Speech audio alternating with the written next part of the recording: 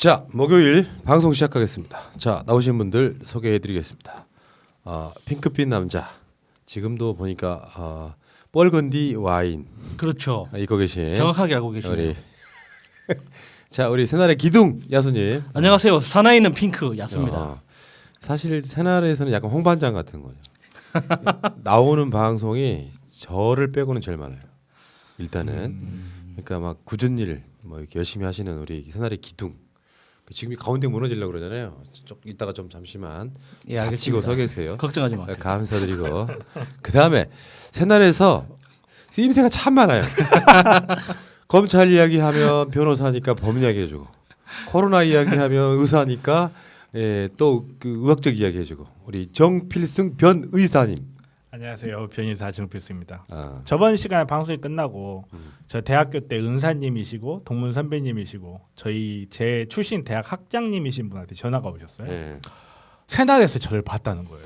오 마이 갓. 저 깜짝 놀라가지고 아유 교수님 그걸 보셨어요 했는데 교수님이 말씀하시더라고요. 그 교수님 전공이 미생물이세요. 네이처에도 여러 편의 논문을 실으실 좀 바이러스 전문가시거든요. 전화하셔서 저한테 그 말씀을 내가 새날을 보고 있는데 정말 너가 참 좋은 일을 하고 있다. 근데 지식인이고 의사로서 이렇게 잘못된 지식으로부터 대중을 조금 이렇게 이끌어가는 역할도 해야 된다라고 하시면서 제가 칭찬을 되게 많아서 굉장히 뿌듯했어요. 굉장히 뿌듯했고 오늘 또 비슷한 이야기 나오겠지만 전문가로서 지식인으로서 하나의 사회를 살아간다는 건 쉬운 일은 아니거든요. 근데 지식인으로서 이렇게 내 목소리를 낼 수 있고 새날이라는 어떤 플랫폼을 이용해서 내 목소리를 내고 내가 사회의 어떤 이야기를 할 수 있다는 게 굉장히 감사하다는 느낌을 받았고요. 그런 의미에서 변호사 TV도 좀 아니 끝을 흐리시면 안 되고 정확히 이야기하세요. 변호사 TV 구독, 좋아요, 그 알림 뭐라고? 설정까지. 의사. 의사. 변호사 플러스 의사. 네. 그럼 정확하게 해야 돼. 변의사. 자, 그 변이 똥변자는 아니죠. 제가 혀가 좀 길어가지고 설마 했는데. 우리 아저씨들 싸우군요만. 자, 그리고 오늘 이 정필승 변의사의 롤 모델이기도 합니다. 존경하는 인물이시기도 하고 그리고 지금 가장 핫한 인물 앞뒤가 똑같은 이상희 제주대 의대 교수님 모셨습니다. 어서 네, 오십시오. 안녕하십니까. 이상희입니다. 예. 그 제가 여러분 오늘 이 방송에 나와서 제가 깜짝 놀라셨죠. 제가 원래 화요일 그 정권 연장을 위한 싱크탱크에서 정책 시사, 정책 방송만 하다가 오늘 이렇게 재미있는 목요 시사에 출연하게 됐습니다. 사실은 제가 이 프로그램을 굉장히 좋아합니다. 그래서 사실은 제가 우리 야수 귀여운 야수의 팬입니다. 사실. 아우 피곤해. 아우 피곤해. 한번 나오고 싶었는데 이제 오늘 이렇게 나오게 돼서 큰 네. 영광이다 이런 말씀을 드립니다. 예.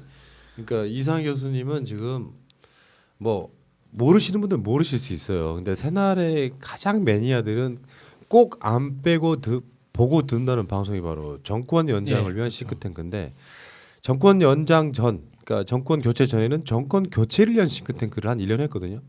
근데 거기서 수도 없이 많은 복지 컨텐츠를 선보이셨고 또 문재인 케어의 이반자라고 보시면 될 것 같고요. 대통령 선거할 때는 문재인 대통령 후보 복지 특보단장 하셨고요. 그리고 아마 의사로서 의사와 복지를 같이 겸하는 우리나라에 진짜 몇 안 되는 그런 인물이시기도 하시고요. 그리고 뭐 솔직히 말씀드리면 지금 민주당의 비례대표에 지금 공천 신청까지 하신 이런 상황이거든요. 지금 1차는 통과하셨어요. 1차에 한 40명 정도 되나요? 네, 40명이 이제 경선을 해야 됩니다. 네. 국민 경선. 근데 실제 문재인 대통령이 바라는 대한민국 국가는 저는 딱 두 가지라고 봅니다. 하나는 통일국가, 하나는 복지국가. 근데 그 너무 이제 언론들이 복지라든지 하는 컨텐츠, 공약 이런데 지금 관심을 안 두고 있어서 또 이번 선거가 사실상 공약 없는 선거가 될 가능성이 높아요. 이런 상황에서 다른 걸 떠나서 문재인 대통령이 만들어 놓은 문재인 케어 그리고 복지 이런 어떤 아젠다들이 실제 대한민국 사회에서 가장 필요하고 근간이 되는 건데 컨텐츠 자체가 사실상 재미가 없다 보니까 관심들이 없는 것일 뿐이고요. 우리가 홍준표 까고 황교안 까고 이러는 건 재밌겠지만 실제로 우리한테 필요한 건 정말 복지, 정책 이런 공약이라고 보거든요. 거기에 가장 필요한 인물을 모신 건데 요즘에 이제 많이 나오셔야 돼서 여러분들 솔직하게 불가피하게 이상희 교수님이 이제 시사 방송. 근데 또 이분이 또 시사의 달인이세요. 그러니까 써먹을 때가 참 많아. 우리 방송 지금 코로나 19로 지금 방송하고 있는데 의사가 2명이야. 이런 방송 있어? 그래서 오늘 저는 좀 조용히 하려고요. 아예 안 됩니다. 오늘 두 분이나 의사가 계셔가지고 우리는 네. 독재와 싸웠던 의사들이야. 안중근 의사처럼. 아이고. 자, 본격적으로 출발하겠습니다. 자, 어제 박근혜가 옥중 메시지가 나왔잖아요. 그러면 이제 뭐 소위 말하면 지들 보수 수구들 다 한꺼번에 이제 단합해라 이런 거 아닙니까? 그러면 무슨 문제가 생기냐면은 자유한국당도 지금 공천을 하고 있잖아요. 예. 근데 지금 이들 뭐였었지? 자유공화당? 그러니까 자유통일당하고 우리공화당 합쳐진 자유공화당이 만약에 서로 뭐 합당이나 연대를 하게 된다 그래도 그러면은 서로 자신들도 한 지역구 후보로 한 80명 있다는 거예요.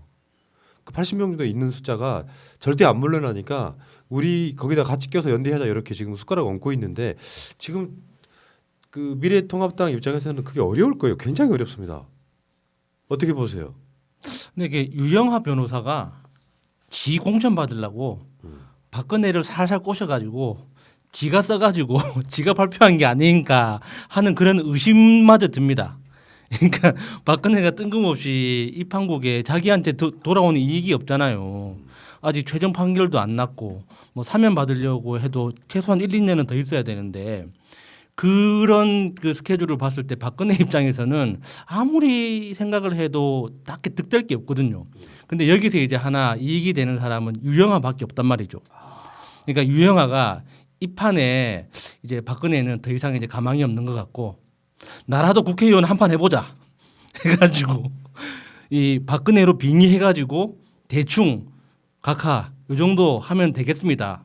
이야기 대충 해주고 지가 마음대로 이야기한 게 아닌가 하는 의심이 들더라고요. 저도 그런 의심에 점수를 주고 싶은데요. 일단은 저는 이분이 문장을 이렇게 정확하게 구사하는 걸 본 적이 없거든요. 근데 이게 가능했다는 여기서 이분이라 하면 503. 갑자기 이게 가능했다는 거는 좀 상당히 의심스럽고 제가 가장 의심스럽게 본 부분이 이 부분이에요. 많은 분들이 무능하고 위선적이며 독선적인 현 집권 세력으로 인해 살기 점점 힘들어졌다고 호소를 했다. 이런 부분이 있는데 제가 알기로는 박근혜 씨는 구치소에 들어가신 이후로 면회를 아무랑도 안 하고 있거든요. 유영하당만 하고 있고. 근데 도대체 누구한테 호소를 받았을까요? 좀 의심이 좀 쏘여요. 그리고 정말 이렇게 이런 메시지를 내므로써 누가 과연 가장 큰 이익을 받을까라는 부분을 생각해 봤을 때 이분이 받을 이익이 없어요. 이분이 받을 이익이 없고 그러면 가장 누가 이익을 받을까 생각해 보면 범인이 딱 나오더라고요. 그래서 저도 그 야수님의 의견에 한 표입니다. 야수님 의견입니다. 제 의견 아닙니다. 그러면 저기 곧 있으면은 정치인 되실 우리 교수님 생각 어떠십니까? 저는요 그 박근혜 전 대통령을 저는 뭐 지나치게 그 패배하고 싶은 생각이 전혀 없습니다. 그분은 어쨌건 대통령이 당선되어서 대통령을 역임하셨던 대한민국의 전임 대통령이잖아요. 그러니까 최고의 지위까지 올라간 정치인이죠. 정치인 중에서는. 그러면 정치인으로 이제 봐야 되는 겁니다. 정치인 박근혜로 일단 놓고 그럼 정치인이 어떤 의사를 정확하게 표명하고 하거나 그것도 정확하게 자기의 친필로 글을 써서 대국민 메시지를 냈을 때는 저는 거기에는 저는 이제 두 가지의 기준이 있다고 생각해요. 하나는 명분이고 하나는 실리거든요. 자, 그러면 박근혜 전 대통령은 왜 지금 이 시점에서 이걸 냈을까? 자, 명분에서는 무엇을 얻으려고 했고 실리에서는 무엇을 얻으려고 했을까? 이걸 저는 분석해 봐야 한다고 생각하는데 기본적으로 저는 명분의 측면에서는 분열이 아닌 통합의 코드를 선택했다. 이런 명분을 저는 얻으려고 했을 것이다.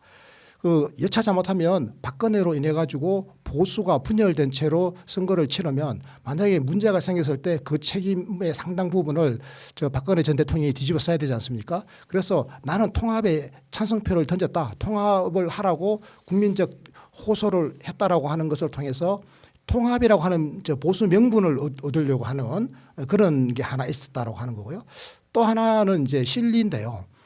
지금 이 시점에서 친박계가 4월 총선에서 당선자를 제대로 내고 정치 세력으로서 어떤 의미 있는 존재로 등장할 가능성이 지금은 이제 전무한 걸로 드러나 버렸거든요. 보수가 이제 중도까지 외연을 넓히는 이 통합 과정에서 지금 안철수계까지 다 들어와 버렸지 않습니까? 이 과정에서 가장 그 오른쪽으로 치우쳐 있는 극우로 치부되면서 완전히 정치적 존재감을 잃어버렸거든요.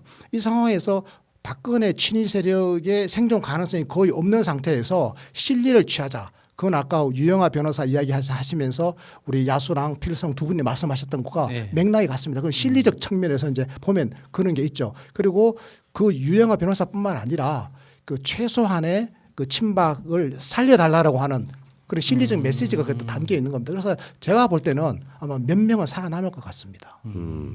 그런 거 아닐까요? 그러니까 이게 지금 박근혜 입장에서 만약에 이번 총선을 지면 뭐 사면이라든지 기대할 수 있는 게 점점 더 사라진다는 생각이 좀 들었을 것 같긴 해요. 그런데 문제는 이제 이게 이렇게 되면 결국에는 박근혜를 탄핵을 찬성했던 세력하고 탄핵을 반대했던 세력과의 싸움 같은 건데 이미 박근혜를 탄핵시킨 사람들 다수가 지금 다시 미래통합당에 들어가 있는 거 아닙니까? 근데 그렇다 보니까 우리들 나름대로 느끼는 위기 의식이 있죠. 뭐 옛날 같으면 우리 공화당이나 바른미래당 등이 같이 이렇게 서로 난립해가지고 선거 치르면 우리가 이긴다 생각했던 게 이 사람들이 한꺼번에 똘똘 뭉친다고 생각이 들면 상대적으로 요즘에 저는 이제 그 세력을 개혁 세력이라고 부르고 싶은데 그러니까 뭐 민주 진보 다 합쳐가지고 개혁 세력 그러니까 어쨌건 간에 뭐 문 대통령을 싫어하건 좋아하건 상관없이 다 개혁 세력 쪽으로 어떤 묶어올 수 있다면 네. 개혁 세력 입장에서는 지금 이게 보통 일이 아니구나라고 더 단결하게 되는 측면이 분명히 있어요. 그러니까 예전에 도로 새누리당 기억하시겠지만 20대 때 그 당시에 새누리당하고 그 다음에 민주당하고 국민의당 뭐 이렇게 대략 그 다음에 뭐 정의당 등 군소정당들 포함해서 그렇게 됐었잖아요. 그러니까 어떻게 보면 도로 새누리당으로 가서 이 사람들이 내는 시너지는 지금까지 문 대통령 집권 이후에 해놓은 곳이 없고 이따가 여론조사 이야기 나오겠습니다만 탄핵에 대한 반성이 없다. 그래서 지금 미래통합당이 싫다고 하는 여론도 분명히 있단 말이에요. 그러니까 항상 느끼는 거지만 민주화가 되면 일반적으로 어떤 세력과 세력 간 진보 세력 간 이런 데서는 이제 본인들의 뭔가를 확장시키고 싶어 해요. 왜냐 민주화가 됐기 때문에 언제까지 우리가 기다리란 말이냐. 나 그 심정이 어느 정도 이해합니다. 그런데 저쪽 세력이 저렇게 극하게 뭉치기 시작하면 따로 자기 독자 노선을 걸을 나는 그 명분이 사라지는 거라고 봐요. 뭐 이따가 선거제 이야기 뭐 개혁연합 정당 이야기를 하겠습니다만 어쨌건 지금 이게 저쪽에서는 두 가지 메시지가 나온다 그러죠. 제각각으로 서로 분열돼서 선거 치를 수 없다는 박근혜 대통령의 훌륭한 메시지다 하는 쪽이 있고 한쪽에서는 소위 말하면 좆됐다. 그러니까 박근혜라는 색깔을 지우려고 나름 노력했단 말이에요. 자, 그러니까 그게 박근혜 대통령의 그 메시지가 저 보수 진영 그러니까 이 미래통합당에게 이게 호재냐 악재냐 우리가 그걸 분석해 보면 될 것 같아요. 그러니까 미래통합당 차원 말고 저는 그러니까 황교안의 위치가 굉장히 초라해 보이더라고요. 그러니까 갑자기 박근혜가 목소리를 내면 황교안이 박근혜의 국무총리였다는 거 그리고 어쩔 수 없는 그 바지 대통령이었다는 게 그 다시 한번 드러나는 거잖아요. 그럼 악재로 보는 거네요. 예, 그러니까 황교안한테는 악재인데 황교안은 악재라고 말할 수가 없는 거죠. 왜냐하면 내부적으로 분란의 요소가 굉장히 커졌기 때문에 어떻게든 이거를 그러니까 정리를 해야 되는데 그러면은 박근혜에 대해서 추켜 세울 수밖에 없어요. 근데 추켜 세우면 역시나 또 바지 이미지가 다시 생각나는 거지. 얼마나 갑갑하겠습니까? 결국에는 박근혜에 대해서 좋은 말을 할 수밖에 없는 그런 초라한 처지가 돼 있는 거잖아요. 그 박근혜 대통령의 그 메시지가 황교안에게조차도 악재적 요소로 작용했다라고 본다면 그러면 이제 황교안은 전형적인 친박계 출신 아니겠습니까? 그러면 친박계 출신이 아닌 저 유승민계 출신이라든지 안철수계 출신들 이분들이 들어와 가지고 개혁적 보수 내지는 뭐 중도 보수까지 이렇게 외연을 넓히려고 했는데 그분들 입장에서 보면 이게 엄청난 악재거든요.